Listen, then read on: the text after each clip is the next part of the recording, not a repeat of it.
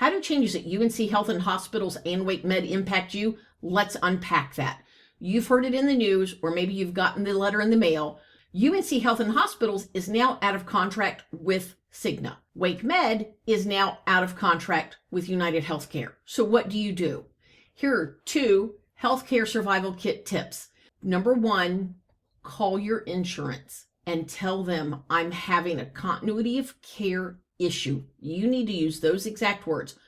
And you need to find out what you need to do to be able to continue your care either at WakeMed or at UNC.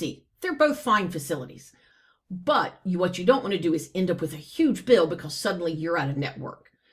Continuity of care also applies to pregnancies. So if you're in your pregnancy and your doctor is affiliated with one of those hospitals, or you're supposed to deliver at one of those hospitals, call your insurance and say, I'm pregnant and I need continuity of care. What do I need to do? Follow their instructions.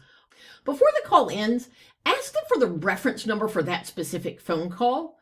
Make a note of that reference number, their name, and the date and time of the call. You're going to need that should you get a denial later in the mail. Question number 2 I keep getting about this is, what do I do in case I have an emergency? If you have an emergency, by law, you can go to the nearest emergency room and get enough treatment to stabilize your condition before you are transferred. They cannot decline your care in a true emergency. Go to your nearest emergency room, sort the bill out later. Your health is always more important. My name is Kim Fath. I'm the founder and CEO of Healthcare Survival Kit. If you've got questions about this, feel free to reach out to me and get a free consult. I'll be glad to talk you through it. The link is in the bio. Thanks.